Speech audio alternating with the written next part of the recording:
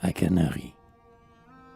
Canaries, Canaries, nous t'avons oublié, lorsque sur un héros le temps s'est replié, quand le sublime acteur a fait pleurer ou rire, et qu'il a dit le mot que Dieu lui donne à dire, quand, venus au hasard de révolution, les grands hommes ont fait leur grande action, qu'ils ont jeté leur lustre, étincelant ou sombre, et qu'ils sont pas à pas redescendus dans l'ombre, leur nom s'éteint aussi.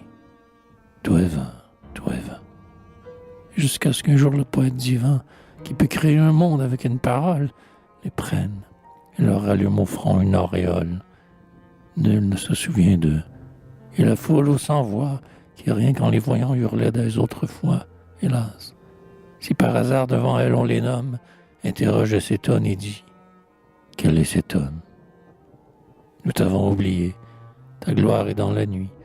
Nous faisons bien encore toujours beaucoup de bruit, mais plus de cris d'amour, plus de chants, plus de culte, plus d'acclamations pour toi dans ce tumulte. Le bourgeois ne sait plus épeler ton grand nom. Soleil qui t'est couché, tu n'as plus de même nom. Nous avons un instant crié, la Grèce, Athènes, Sparte, Léonidas, Bozzaris, Démosthène, Canaries, demi-dieu de gloire rayonnant. Puis l'entracte est venu, c'est bien. Et maintenant, dans notre esprit, si plein de ton apothéose, nous avons tout rayé pour écrire autre chose. Adieu les héros grecs, leurs lauriers sont fanés. Vers d'autres orients, nos regards sont tournés. On n'entend plus sonner ta gloire sur l'enclume de la presse géant par qui tout feu s'allume. Prodigieux cyclope à la tonnante voix, à qui plus d'un Ulysse a crevé l'œil parfois. Oh, la presse, ouvrier qui chaque jour s'éveille et qui défait souvent ce qu'il a fait la veille, et qui forge du moins de son bras souverain toute chose juste une armure d'airain. Nous t'avons oublié, mais à toi que t'importe, il te reste, au marin, la vague qui t'emporte, ton navire, un bon vent toujours prêt à souffler, et l'étoile du soir qui te regarde aller.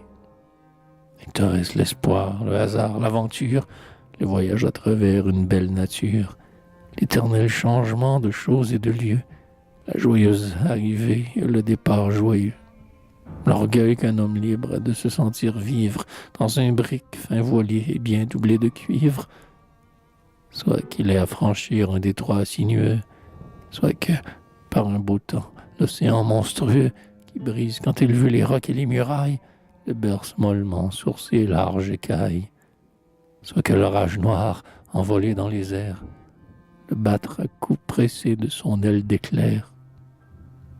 Mais il te reste au grec ton ciel bleu, ta mer bleue, tes grands aigles qui font d'un coup d'aile une lieue, ton soleil toujours pur dans toutes les saisons, la sereine beauté des tièdes horizons, ta langue harmonieuse ineffable amollie, que le temps mêle aux langues d'Italie, comme au flot de Baïa la vague de Samos.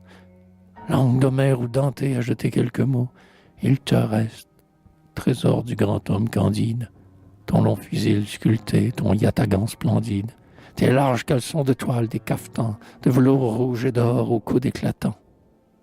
Quand ton navire fuit sur les eaux écumeuses, fier de ne côtoyer que des rives fameuses, il te reste, ô mon grec, la douceur d'entrevoir, tantôt un fronton blanc dans les brumes du soir, tantôt, sur le sentier qui près des mers chemine, une femme de Thèbes ou bien de Salamine. Paysanne à l'œil fier qui va vendre ses blés, et pique gravement deux grands bœufs accouplés, assise sur un char d'Homérique origine, comme l'antique Isis des bas-reliefs d'Égine.